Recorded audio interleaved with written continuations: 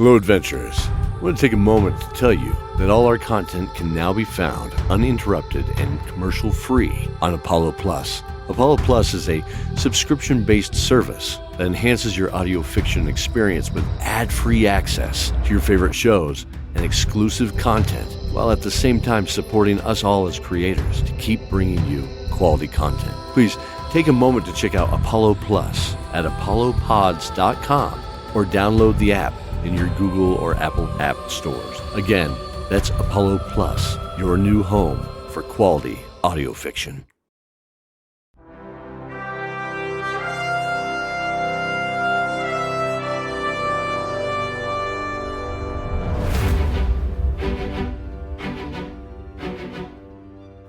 Hello again, adventurers. It's me, Cordelia Shieldheart. This episode was made possible by our supporters and Patreons, JD Rose, Daniel Nichols, Hayley Muñoz, Brian Dowling, Stormy Cone, and Joleen Fresquez. You can also help support the show by joining us at patreon.com/Dicetowertheater. Or, even better yet, by telling a friend to check out the show. Last season ended with us retaking Garnet Keep, where we Shieldhearts were born, and a great celebration took place. But there's a dark storm waiting to the south they can't avoid for too much longer. And that storm is the Dark Army.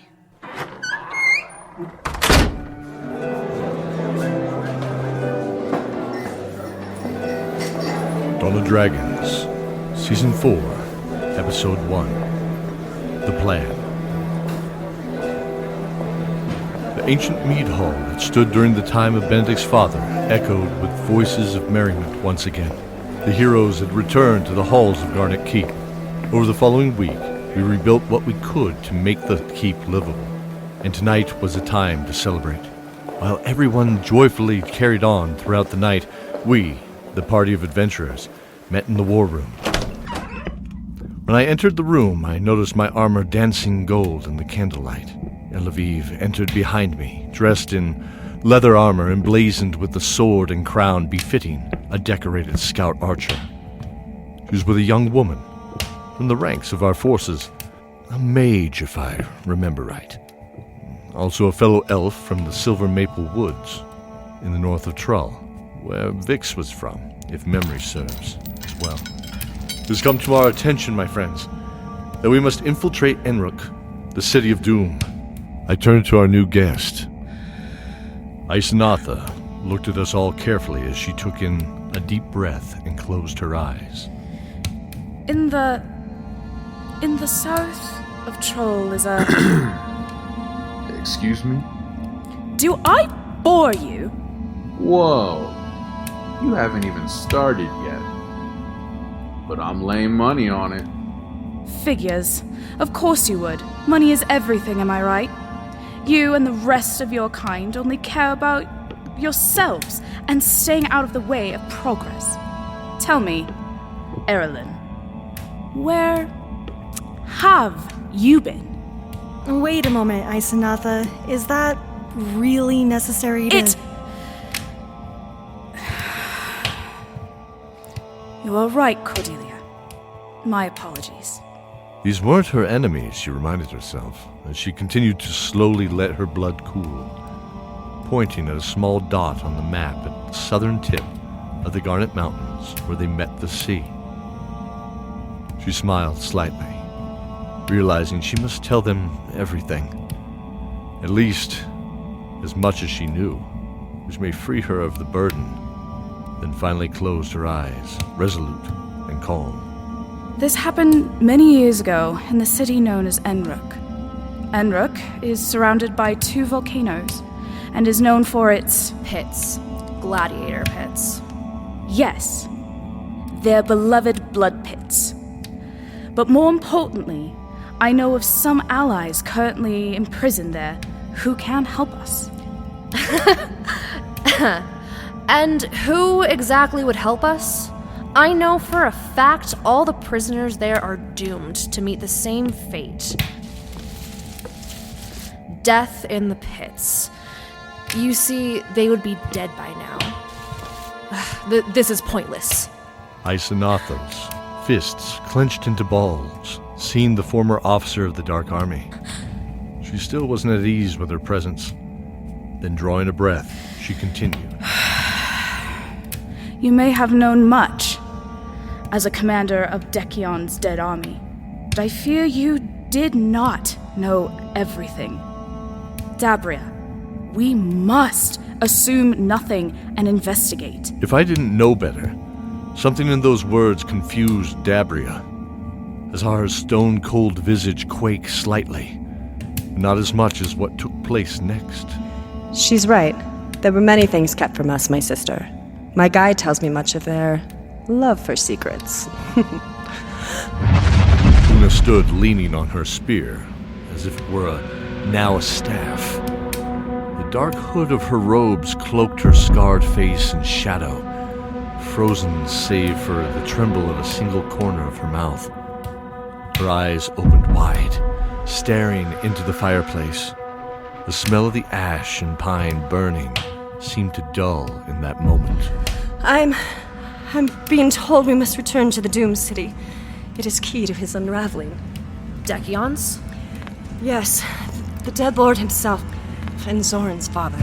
Zoran didn't look up, but I felt his body tense at the mention of his hated father, the one who had selfishly destroyed so many lives.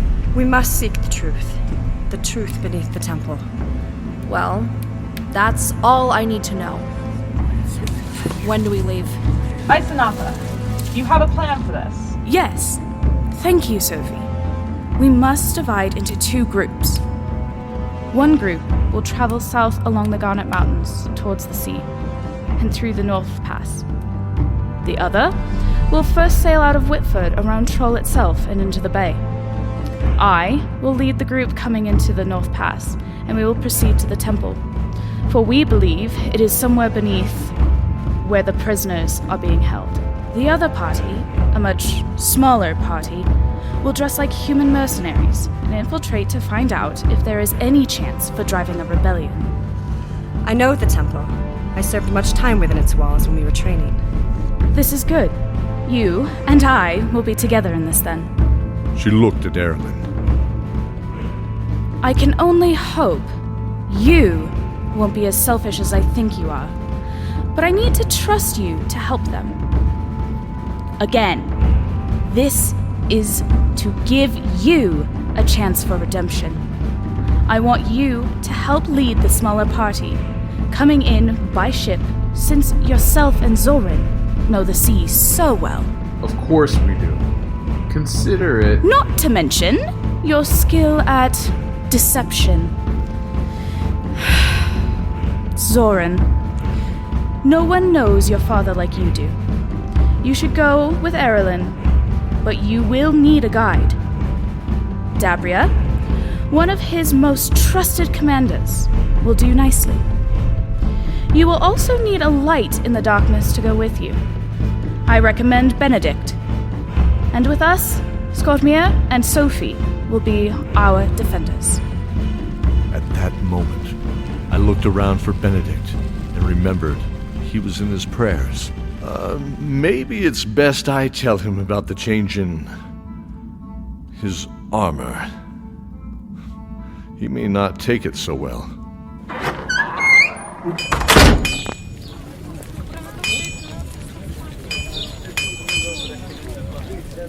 Later that evening, the party went to the armory to outfit and get more equipment. As Zoran was browsing, I saw Benedict enter the armory to see where he could help or assist with the various gathered equipment and weapons. An interesting approach, as I think he was having issues actually accepting his role there. I suppose all the more reason he needed to go on this mission. His heart wasn't ready to just lead. He needed to effect it directly. My lord, what are you in here for? I wish to simply help, not purchase. Benedict was eyeing some of the damaged and bent longswords in a pile in the corner. It was then that I went to him. Benedict, there's something I wish to tell you about your upcoming adventure.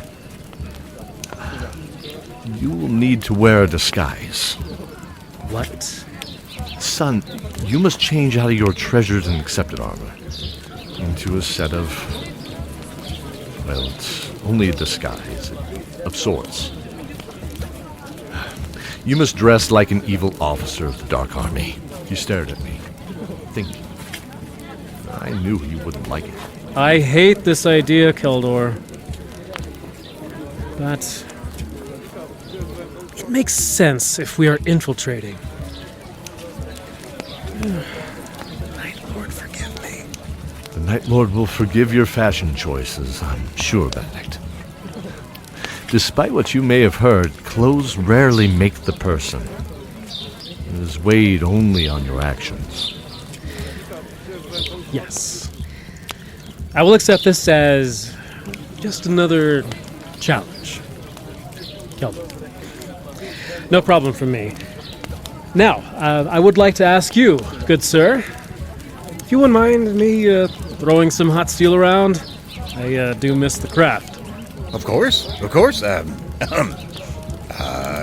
Well, step right up, my lord.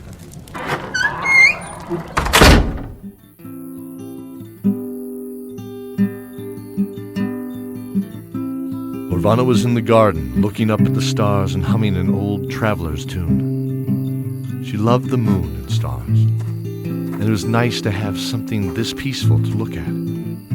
Elloveve approached gracefully, like a soft wind in the night air. Lorvana walked through the poorly maintained garden beds toward the old tree. She smiled as the moonlight danced on her old trusted lute. As she walked, she absent-mindedly twisted it slightly to catch the blue-white glow of the moon and stars across the bronze and sinew strings. The deep cherry wood created a violet tone in gentle waves across the fretboard.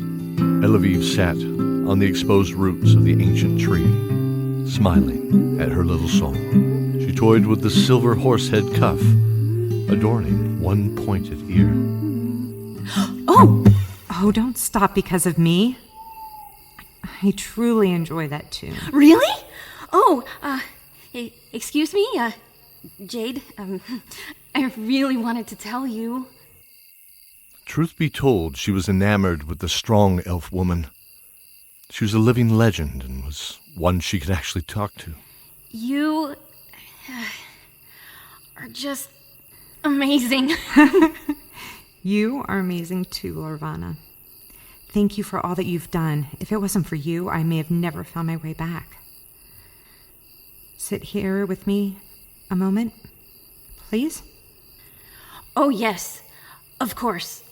Elloveve smiled as Lorvana climbed up the short route. Although a decent seat for those of Elloveve's height, it was a bit out of the way for Lorvana's 3.5-foot stature. She offered a hand and then placed it on her shoulder gently. Little one, I have a present for you. First is this gem.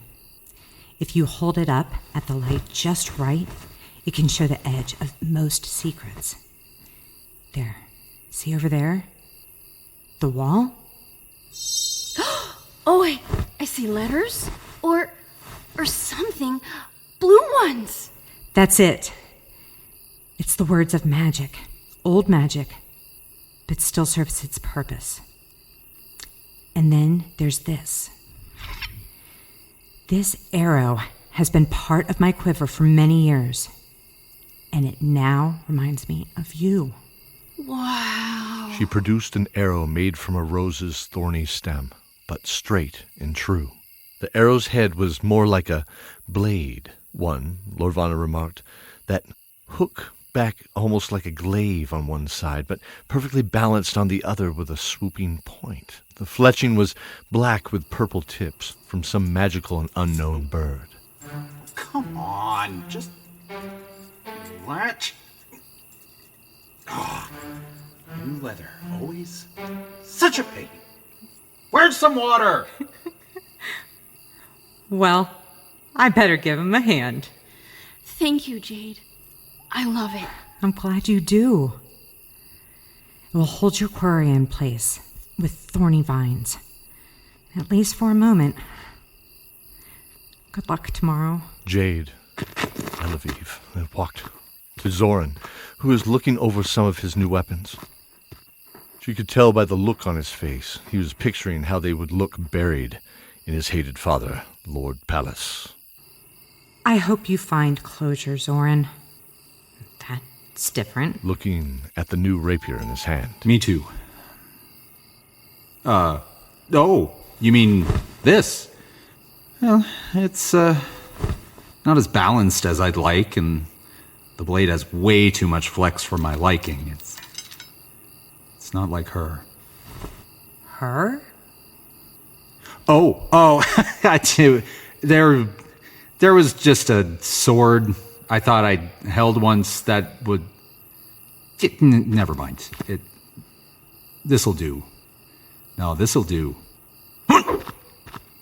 Just fine. He remained focused on the outstretched, sharpened tip of the steel blade, imagining a look of surprise, or, better yet, fear, at the other end.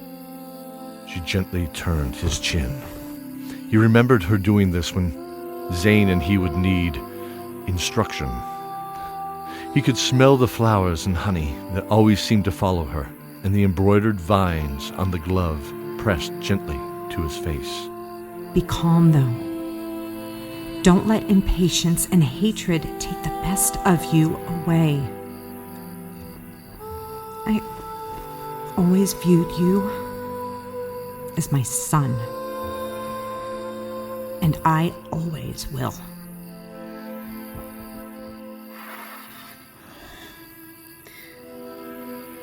You've always been there for me. He wrapped her in a big hug, his pulse slowing in her arms. His vision became more clear as the feelings of anger slowly melted away, and he regained control.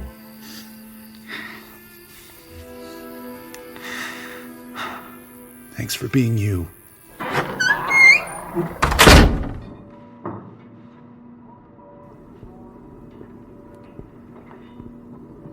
Benedict walked the stone wall circling the keep. He noted how he was reversing the steps he took when he first came to the stairs. Peering down, he remembered telling Una and the others to go to the front. That's now where he was heading. To the front. The front that overlooked the great canyon below. Though the rubble and filth had been cleaned up over the last week, he looked back at the broken walls and its jagged scars. Windows that were broken were now being replaced by the glassworkers and blacksmiths. Masons cut new bricks and stone to replace the old and broken ones.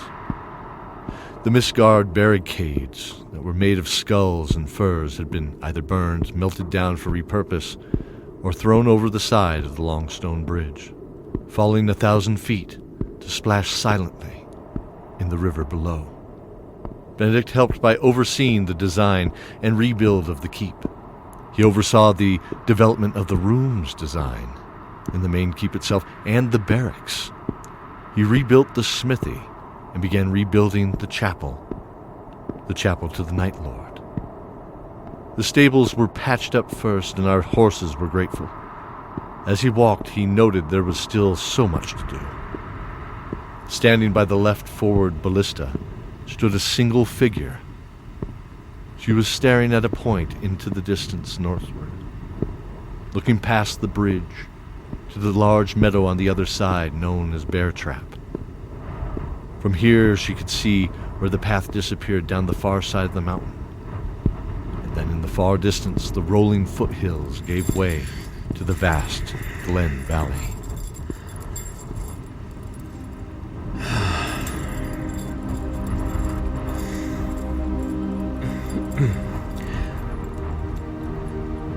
Hello, Mother. Good morning. How are you? She turned towards him, the cool wind catching her gold and silver hair gently in the breeze. It was now cropped at the shoulder, the way she always wore it, at least how Zane would describe her to him. Her armor was polished now, and a white tunic of a knight major adorned her chest, 3 red stripes. She was the one in charge, and given what she had been through, no one questioned it. Her trusted advisors were myself and Elloveve, and the collected input of the keep itself. In her hand, the familiar tall magical glaive stood polished. We could make out the name Tempest across the oiled hardwood pole. Her blue eyes smiled in the red gold of the dawn's sunlight. She lingered there for a moment longer than what would normally be comfortable, taking in that moment of thankfulness for what it truly was. Good morning, my son. You've done much in this week. Has it only been a week? It feels like a lifetime for me. A life that you returned to me. I can never thank you enough. Your memory kept me alive until you returned to me. Thank you. I wanted to tell you that I can't stay right now. That you are a knight now. Some two warriors. Two warriors, I might add, that made their own path. Two warriors who never said goodbye. Not even... She stopped herself for a moment, thinking of seeing her beloved's body on those steps, lifeless. She winced slightly. I didn't mean to. No. This is good, Benedict. Now I can truly grieve. And where I thought I lost everything, I found you. She turned back to him, placed a hand gently on her son's cheek. My angel. I was so sure I'd lost you too.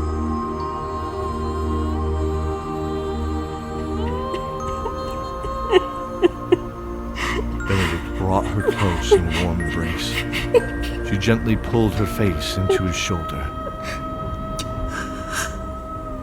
I miss you.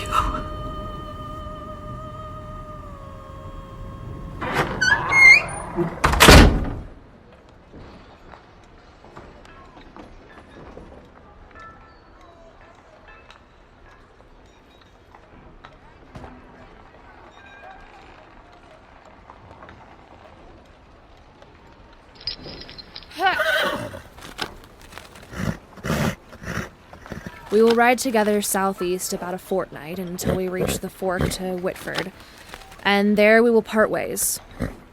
Zorn, are you familiar with the Black Skiffs? Fastest ships in the world, from what I've heard. They were the ones that would take our supplies out of Whitford to Inrook in a matter of days. The shallow reefs south of the old country wouldn't allow the larger frigates and merchantmen I sailed on to travel. Why not just use them instead to begin with? You can, but they become a leaf drifting on the ocean, violently tossed and retossed until they were nothing but toothpicks and drowned dead. Well, make it your goal, Dabria, to bring my brothers back safe. Fine. You do the same for my sister. We watched them all mount. Elloveve, Elona, and I. Little Lorvana handed Elona a small purple flower and giggled slightly as she mounted a small pony alongside Scottmere. Elona smiled and nodded at the thought as I addressed these brave adventurers. Godspeed, my friend.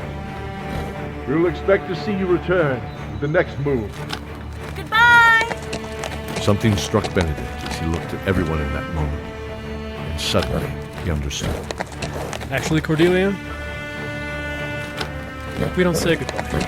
Elloveve, Elona, and myself looked at each other. 3 remaining members of the 6 Winds. And we smiled.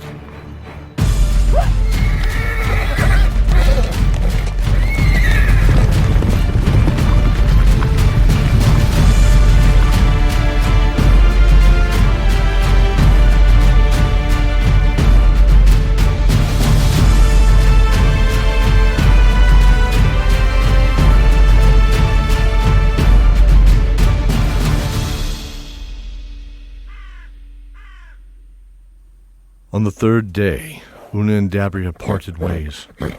The harsh heat on the road in that noon hour helped kick up the dust in the muggy road. They didn't seem to notice, though. They solemnly nodded at each other before Dabria snapped in. Eralin, Zorn, and Benedict, let's go. They all parted. Sophie knew something was about to change. And some of them were not meant to come back the same.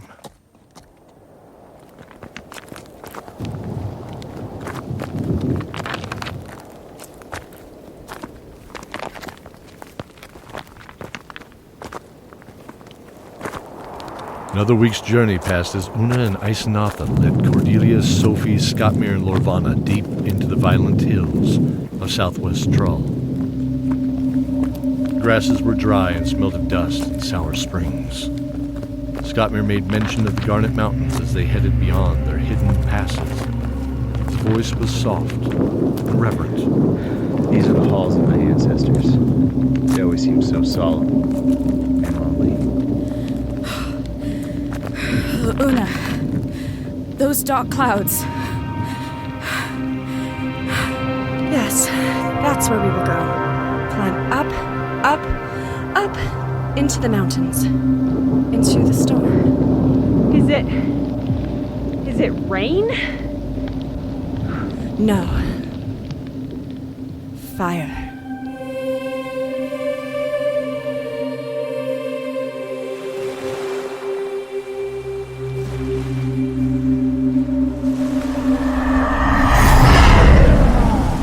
Dabria stood on the deck of the black-sailed ship with her companions, sleek and streamlined.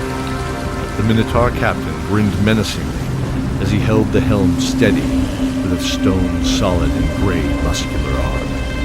He saw the dark clouds thickening on the horizon.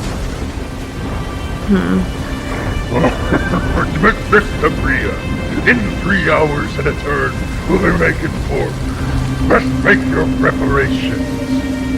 Hey, fasten the eyes and check the weight. Aye, aye, Captain. She's running shallow and smooth. Good. Let's bring her home then.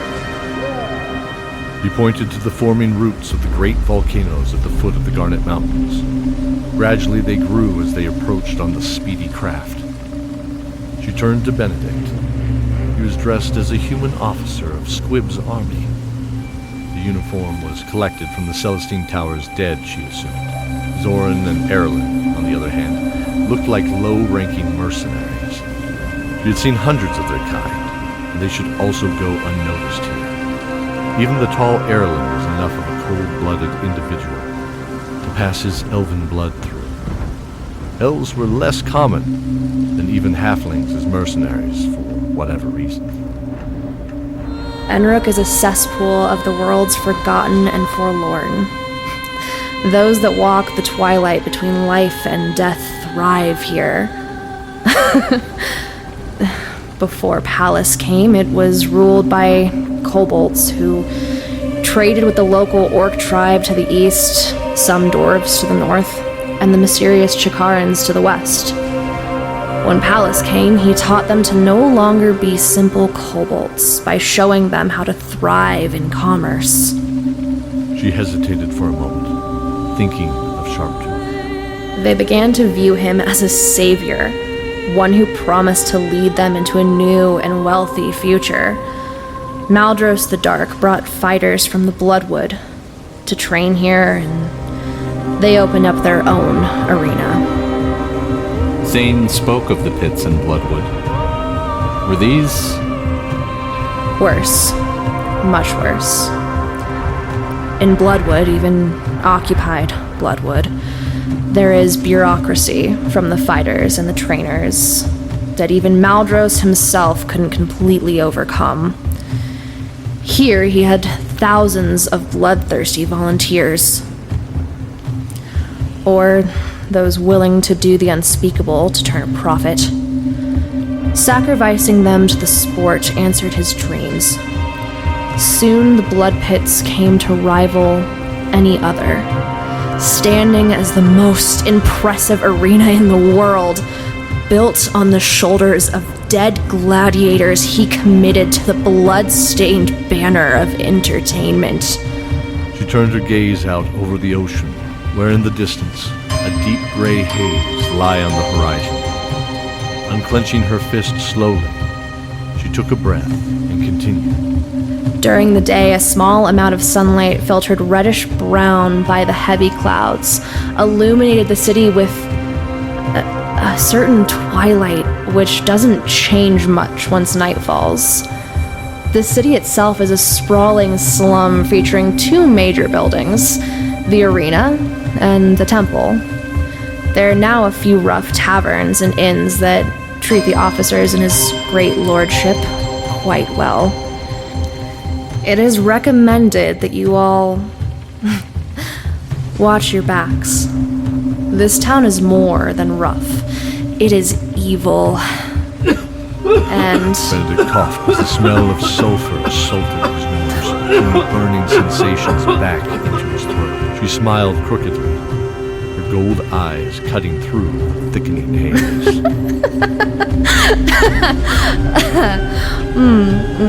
It is also what I called home.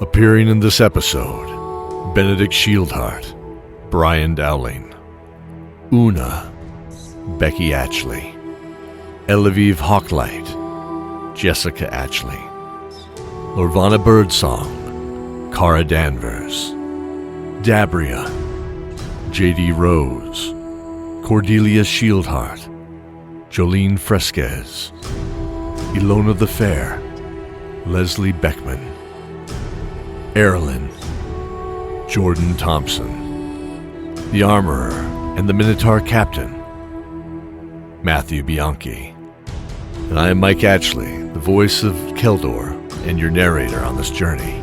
Thank you for joining us in this episode of Dice Tower Theater's Dawn of Dragons. Please join us in thanking our magnificent cast for their performance. Their full cast list can be found in the show notes. If you'd like a sticker from the show, please leave a review on any podcasting platform and send a screenshot to dm@dicetowertheater.com with the mailing address that we can send it to. In the next episode, what evils await us in the ancient city of fire, home to the Dark Army. Until then, dear adventurers, stay safe and remember the oath. Welcome to town. You are essentially the one-woman band running Water's Edge weekly. Maybe being in Water's Edge will be different. You're not exactly as strange as the rest of us. You're not a cryptid, are you? Excuse me? We're cryptids, not monsters. There are dangerous things out here. If the residents heard about this, there will be panic. This cannot be real. You can trust us. We have something you might be interested in. I'll see you around. Don't forget your recorder. Cryptid Cape is a fictional podcast about Ava Muñoz, a young woman looking for a new start. In the beach town full of interesting residents, she ends up calling home. There are 3 seasons out now and more in the works that you can find wherever you get your podcasts.